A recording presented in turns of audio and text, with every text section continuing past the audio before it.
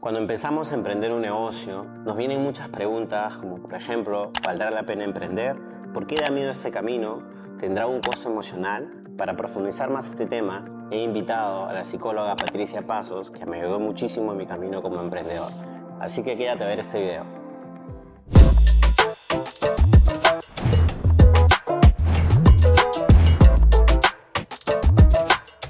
Guardando su mercadería.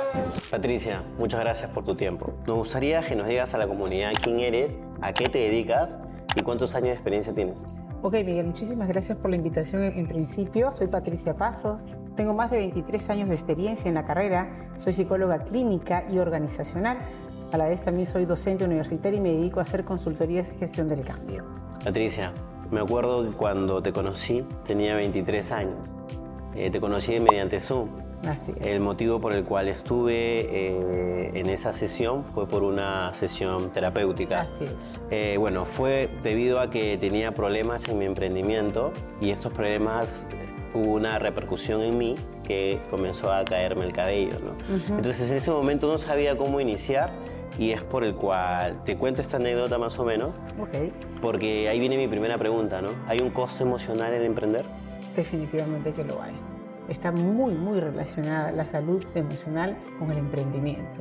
Y para ello hay que estar preparado, hay que prepararse para ello, ¿no? Hay un gran desgaste emocional, o sea, definitivamente, que implica, en este caso, que las personas tengan que ocuparse de su salud mental para poder emprender con éxito. Exacto, ¿no? Y ahí viene un tema muy importante, ¿no? Que en el sentido de que si no sabemos identificar nuestras emociones, nos estamos yendo a un camino donde cada paso es una explosión de emociones. Imagínate tú una condición de incertidumbre, ¿sí? En donde no sepas de dónde vas. Entonces, sin embargo, tienes la capacidad de identificar lo que te pasa y, lo más importante, ocuparte de ello, lo que viene es el éxito.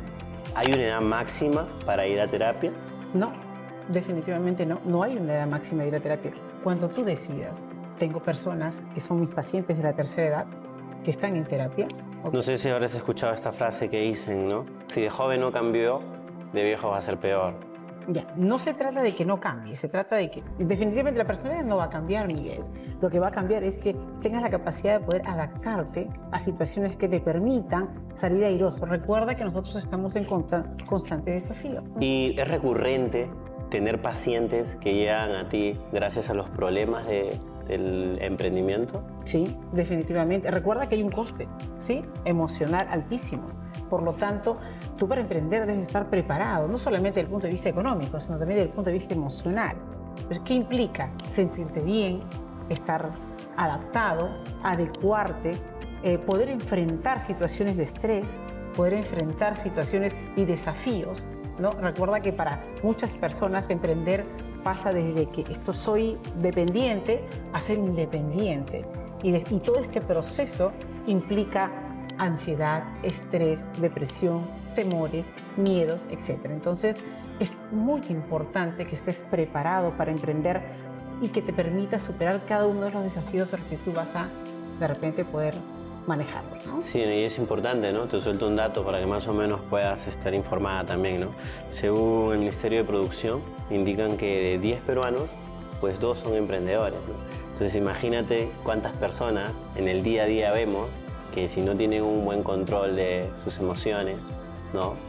El estrés que puede respirar en el ambiente, ¿no? Imagínate tú, es como si fuera el CO2 en todo su esplendor. Entonces, sí, es importante oxigenarnos, ¿no? Y la oxigenación en el emprendimiento está relacionada muchísimo con el tema de la salud mental, ¿no? Entonces, tú puedes manejar estas situaciones y porque también, por qué no decirlo, repercute directamente no solamente a nivel emocional, a nivel físico. claro. Es un elevado costo. Entonces, qué importante es que las personas sean conscientes de ello. Reconocer, como tú lo dijiste al inicio, ¿no? En un primer plano, reconozco lo que necesito y en base a ello actúo. Es como el emprendedor que hace. El emprendedor no es que vayas a vender algo, no. Vas a cubrir una necesidad, ¿no? Relacionada y en base a tu creatividad, a tu innovación, a tu capacidad de percibir qué se necesita para tú cubrir esa necesidad. Exacto, incluso es como que siempre le digo a las personas, ¿no? Al momento que tú emprendas, tú estás emprendiendo y estás ganando dinero porque estás solucionando problemas, ¿no? Entonces, si no quieres tener problemas, lo más sabio es no emprender, ¿no? Porque en general pasa todos los días. El 50% de los emprendedores, creo yo, el 50% estamos solucionando problemas y el otro 50% estamos buscando problemas. Es nuestro día, nuestro pan del día a día, porque siempre queremos innovar más, porque la demanda nos pide otras nuevas cosas y cuantos detalles más, ¿no? Patricia, adicional a esto, yo considero que en ciertos aspectos el éxito depende de cada persona, ¿correcto? ¿Qué es éxito para ti? Yo considero que si no estás bien mentalmente, es muy difícil que te vaya bien en el negocio, ¿no? Muy complicado, ¿no? Así es. La felicidad, en este caso, el éxito está relacionado con el bienestar, vinculado directamente. ¿Y qué es el bienestar? Es la posición en donde tú te sientes bien con lo que haces, con las personas de tu entorno, con los estímulos que te rodean, ¿no? Con la capacidad de que tú tengas de repente, accionar de una u otra manera como emprendedor. Que te sientas como tal, definitivamente, y que aprendas, porque es un proceso de aprendizaje el emprender. Tal cual. Otra pregunta adicional, ¿no? ¿Cómo controlamos esas emociones fuertes que nos dan el camino del emprendimiento? En principio, ¿no? Lo primero es identificar, porque como dices, así como cada negocio, cada oportunidad de negocio es distinta, cada persona es diferente. No hay un manual. ¿Okay? Entonces empiezas conociendo a la persona, reconociendo como tal y aprendiendo a trabajar estas emociones. Me imagino que hay herramientas, ¿no? Definitivamente sí. Ahora, por ejemplo, ¿no? Trabajar el presente, dejar de vivir en el pasado, dejar de que, o sea, ¿cómo es que tú llegas a un poquito minimizar, ¿no? Muchas veces la percepción que tienen los otros para que tú priorices la que tú tienes y de un u otro modo se pueda ser visionario con ello, ¿no? Sí, hay una frase incluso que dice, ¿no? El entorno hace el individuo y no el individuo el entorno, ¿no? Sí, son muy importantes, ¿no? Y ¿por qué la gente tiene miedo al fracaso? Porque un poquito relacionan directamente, ¿no? Los cambios con la pérdida. Entonces voy a cambiar, entonces asocio con pérdida y retrocedo. Es como una especie de mecanismo de supervivencia, ¿no? Y lo que hacen es no pensar en que realmente, objetivamente hablando, tengo la oportunidad de crear, de innovar y tengo la oportunidad de avanzar. Y no, yo te aseguro que, y ese es un proceso, Miguel, ¿ah? Porque no es que se aprende de la noche a la mañana. Por eso es que la gente va a terapia, por eso es la importancia de la terapia. Sí, tal Entonces, cual. Y lo que hacen es, en ese interín, se van dando cuenta de que solamente es un miedo infundado, pero que se ha creado como una bola de nieve porque yo le estoy dando paso. Entonces, es ahí donde debo identificar qué está pasando conmigo, qué pasa con Miguel. Identifica. ¿En qué momento, no? En qué momento, y luego esto es importante tratarlo. Y ahí está la terapia, ¿no? Bueno, sí, el tema en qué momento se infundó. Hay un tema también, por ejemplo, ahí, corrígeme si estoy mal, ¿no? Sí. El tema de que, en el caso de que si un ser humano desarrolla o experimenta la depresión, por cualquier detalle del proceso de la vida. Entonces, al momento de que le pase algo malo, la depresión sale. Definitivamente. Es que se activa. Claro, es un detonante. Lo que le vaya a pasar es un detonante. Como que el cuerpo te pide eso. Exacto. Es un detonante. Entonces, qué importante es identificar en qué condición me encuentro. Y lo más importante es ser muy conscientes de que la solución está a partir de la decisión que tomes de poder seguir una terapia, ¿no? Es muy, muy importante esos detalles, ¿no? Estuve leyendo un libro que se llama Deja de ser tú, de Joe Dispenza, se lo recomiendo a la gente que está viendo, que decía, ¿no? Que a veces no necesariamente tu mente no es el que tiene control, sino que quien tiene control es tu cuerpo. ¿Qué opinas de eso? Lo que pasa es que hay un dicho, ¿no? Dice que el cuerpo habla lo que la mente calla. Y es ahí cuando muchas veces se ve la sintomatología, ¿no? No, si me gusta comer dulce, ¿realmente es mi mente la que quiere el dulce o es mi cuerpo la que quiere el dulce? Hay un hábito y una costumbre, a veces que está muchas veces, y ahí aplica, dice, a veces la costumbre puede más que la razón. ¿Tú qué dices? No puedo comer dulce, ¿no? O no debo. ¿Y qué hace tu cuerpo? Te lo pide. Entonces, ¿hasta qué punto tú manejas? O sea, y es un proceso de reeducarnos, y es como reinventarse, reeducarse o rediseñarse, lo llamaría yo, que es el desafío del día a día. O autohackearse, ¿no? Claro, hasta qué punto, por ejemplo, llegas a a de repente a disciplinar a tu cuerpo, Exacto. ¿no? Y en la disciplina no quiere decir que seas rígido, no tiene nada que ver con la rigidez.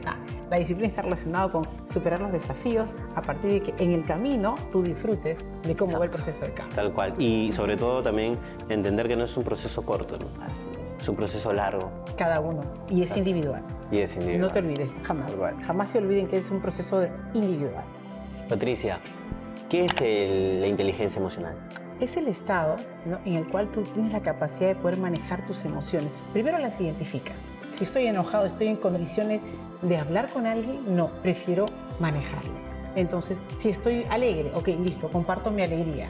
Si de repente estoy indignado o molesto, me identifico y manejo mis emociones de modo tal que no descargo, ¿no? No descargo de manera injusta probablemente contra alguien que no tiene ni la culpa de lo que me está pasando, ¿no? Exacto. Entonces, ojo, ese es el primer paso, ¿ah? El segundo desafío vendría a ser, tú eres tan inteligente emocionalmente que eres capaz de manejar tus emociones. Y si eres capaz de manejar las emociones de un grupo de personas que está contigo en reunión, y es que les dicen, en el jargón que se conoce como pone los paños fríos, ahí ya llegaste. Llegaste de repente a saber y a manejar la situación del equipo y del grupo. Eso es lo que, por ejemplo, de uno u otro modo identifica al líder. Ese es el gran desafío de los líderes ahora. Aprender a ejercer la inteligencia emocional con los equipos de trabajo. Sí, ¿no? Hay una frase que dice que sufrimos más en la imaginación que en la realidad, ¿no? Así es. Tal cual. Porque el ser humano en general piensa mucho en el futuro o en el pasado, ¿no? Constantemente están cargando cosas del pasado, constantemente están pensando en el futuro, ¿no? Y no deleitamos esta maravilla que es el presente, ¿no? Ok, listo. Muchas veces, por ejemplo, dice, aquellos que pensamos siempre o que piensan siempre en el pasado, ¿no?, está relacionado con la depresión, ¿no? Y aquel que está pensando siempre en el futuro está la ansiedad. ¿Y quién piensa en el presente? En disfrutar del presente. El conectarse con el aquí y ahora, que es muy importante para poder reconocer en este caso cuáles son tus fortalezas y cuáles son las habilidades que mejor puedas tener, ¿no? Tal cual. Schopenhauer decía, el que piensa en el pasado es un miedoso y el que piensa mucho en el futuro es un despreocupado, ¿no? Siempre es importante tener una dosis en la cual podamos estar en el presente, que es importante. Pero existen algunas herramientas para estar constantemente en el presente. En mi caso, a mí me encanta muchísimo escribir poemas, como te estaba comentando detrás de cámara, leer, ¿no? Porque me permite conectar conmigo mismo, meditar, me encanta un montón. Me gusta practicar el surf, estar en la playa horas, pero ¿hay otras herramientas? Sí, el mindfulness, en este caso, que te permite conectarte con el aquí y ahora, como tú refieres, ¿no? A ti te gusta escribir, a otras personas les gustará de repente hacer otra actividad que les permita llenarse de bienestar y sentirse felices. Entonces, qué importante inclusive es conectar hasta cuando comes, cuando tomas un desayuno, cuando te duchas, ¿no?, cuando estás de repente escribiendo un poema, cuando estás con alguien compartiendo una situación, un momento. La conexión con el presente es importante porque recuerda que la sinapsis y la mente no para jamás. Entonces, qué importante es, ok, me detengo en ello y disfruto del momento presente. Y es así, como quieras o no, llegan a recargar muchas veces las pilas, las energías y todo lo que se necesita para poder sentirse bien. Tal cual. Patricia, mis dos últimas preguntas. La última creo que es un poco controversial, qué sé yo, pero ahorita me lo vas a decir. ¿Existe el síndrome del impostor? Sí, sí existe. Ese es el autosabotaje que se llama, ¿no? Entonces, aparentemente debiera no, de repente, condicionar esa situación, pero se presenta, se podría decir día a día, se presenta en el transcurso de la vida, en donde tú no eres capaz de identificar tus propias habilidades, tus propias destrezas. Por el contrario, te autosabotas. ¿Y cómo podemos, digamos, romper o vencer ese autosabotaje que nosotros mismos tenemos, ¿no? Porque yo hace mucho tiempo escuché que debes utilizar a las personas como si fueran un espejo. ¿Qué quiere decir con esto? A ver, si la persona 1 te dice que estás loco, y la persona 2 te dice que estás loco, y la persona 3 estás loco, oye, 3 personas contra 1 es porque estás loco, ¿no? Entonces era como que, ok, cuando comencé a razonar un poquito estas situaciones, comenzaba a preguntar, oye, dime cómo soy, ¿no? ¿Qué habilidades tengo? Porque normalmente no es un hábito para nosotros, ¿no? Pero es una muy buena opción también, ¿sí?, digamos. Sí, porque, y así como tú refieres, bueno, ok, puedo preguntar por el tema de si estoy loco, también puedo preguntar qué habilidades, qué destrezas tengo, que no soy capaz, y a veces de repente el mal hábito de no reconocer las competencias, que son muy importantes, que todas las personas aprendan a reconocer cuáles son las competencias que tienen y cuáles son las tantas que probablemente estén en proceso de desarrollo o que les falta desarrollar. Entonces, a partir de ello reconozco, ¿no? Y puedo identificar, entonces de hoy en adelante ya Miguel tiene la capacidad de poder describirse y saber cuáles son sus mejores habilidades, Tal cual. cuáles son tus mejores destrezas y qué puntos te faltan trabajar. El tema del diálogo interno, ¿qué opinas de eso? El positivo y el negativo. Claro. Y es que ¿Cuántas voces realmente tenemos? Ay, pues, hay muchas. Yo considero que tengo una, que esa una a veces se pone media maluca, pero normalmente he aprendido a lidiar con esa persona y me llevo muy bien en esta etapa de mi vida, pero me imagino muchas personas esa voz se encarga de jugarnos una mala pasada. Por cultura, ¿no? El que tiene más potencia es el diálogo interno negativo. Y por eso deviene lo que es la ansiedad y la depresión. Pero la idea está en que, tenemos que llegar a un nivel en la terapia donde yo tengo que hacer la reestructuración cognitiva. Recuerda siempre esta frase, ¿sí? Idea, pensamiento, sentimiento, emoción, conducta. Si tú tienes una idea negativa, ¿cómo va a estar tu pensamiento? ¿Cómo va a estar tu emoción? ¿Y cómo vas a actuar? Esa es una herramienta, ¿no? Ok, listo. Lo contrario, si tú tienes una idea positiva, ¿cómo va a estar tu pensamiento? Positivo. Tu emoción, positiva. Tu conducta, positiva. Exacto. Pero ese es un proceso. Ese es un proceso. Entonces, esto hay que trabajarlo. Porque no es que yo te diga, hoy lo digo y lo verbalizo y mañana ya lo introyecto. No. Hay una reestructuración cognitiva que hay que hacer también, ¿no? Ojo que los miedos siempre van a existir, jamás se van a ir, Miguel. ¿Okay? Pero la idea es saber manejarlos. Minimizas el miedo y lo manejas y lo mantienes ahí. ¿Con qué? Con diálogo interno positivo. Listo. Mi última pregunta, Patricia. Dicen que el ser humano experimenta dos tipos de dolores. No, es un dicho.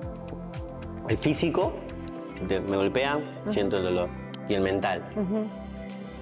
Pero cuando nosotros comenzamos a prestarle más atención o canalizar más a nuestro ser, o también como lo llaman, nuestro espíritu, podemos, digamos, abandonar estos dolores, ¿no? Entonces, cuando escuché esta frase, me quedé muy interesante del tema y dije, bueno, esto quiero hablarlo con Patricia. Okay. Dentro de su rama de psicología, hay una parte donde se hable sobre la espiritualidad, porque no es ya, digamos, un tabú el hecho de que a veces la gente diga, es que yo siento una energía negativa, ¿me entiendes? Entonces, no, es que yo siento que mi ser está en paz conmigo. Okay. Entonces, quería preguntarte exactamente, ¿realmente se está estudiando el tema de la espiritualidad o del ser como tal? Sí, y desde el punto de vista de la psicología, por ejemplo, nosotros lo manejamos como esa condición de sugestión, en donde tú crees en lo que haces, ¿verdad? Y hay muchas personas que dicen, pero es que yo siento ese sexto sentido, está relacionado con la capacidad de percibir y de uno u otro modo con la autosugestión. Entonces, te sugestionas en positivo, bienvenido sea. Y el tema de la espiritualidad es algo muy importante, es de todos los tiempos. ¿Existe el síndrome del impostor? Sí, sí existe. Ese es el autosabotaje que se llama, ¿no? Entonces, de repente, condicionar esa situación, pero se presenta, ¿no? Se podría decir día a día, se presenta en el transcurso de la vida, en donde tú no eres capaz de identificar tus propias habilidades, tus propias destrezas. Por el contrario, te autosabotas. ¿Y cómo podemos digamos, romper o vencer ese autosabotaje que nosotros mismos tenemos, ¿no? Porque cuando comencé a razonar un poquito estas situaciones, comenzaba a preguntar, oye, dime cómo soy, ¿no? ¿Qué habilidades tengo? Porque normalmente no es un hábito para nosotros, ¿no? Pero es una muy buena opción también, ¿sí? Digamos. Sí, porque... Y así como tú refieres, bueno, ok, puedo preguntar por el tema de si estoy loco, también puedo preguntar qué habilidades, qué destrezas tengo, que no soy capaz, y a veces de repente el mal hábito de no reconocer las competencias, que es muy importante, que todas las personas aprendan a reconocer cuáles son las competencias que tienen y cuáles son las tantas que probablemente estén en proceso de desarrollo o que les falta desarrollar. Entonces, a partir de ello, reconozco, ¿no? Y puedo identificar, entonces, de hoy en adelante ya Miguel tiene la capacidad de poder describirse y saber cuáles son sus mejores habilidades, Tal cual. Cuáles son tus mejores destrezas y qué puntos te faltan trabajar. Muchas gracias, Patricia, por tu tiempo. Ojalá que todas las personas que vean este video contraten tu servicio. Y para las personas que quieren contactarla, aquí está saliendo sus redes sociales. Patricia, ¿algún mensaje o un comunicado que quiera dejarle a las personas? Bueno, definitivamente la salud mental está en manos de cada uno de nosotros, señores. Es un desafío estar bien, estar mejor, manejarnos desde el punto de vista de las emociones. Yo los invito a darse esa oportunidad de bienestar, a futuro, a presente y a futuro. Si te gustó este contenido y quieres saber más de nosotros, síguenos en nuestras redes sociales. Y no te olvides de suscribirte y darle like.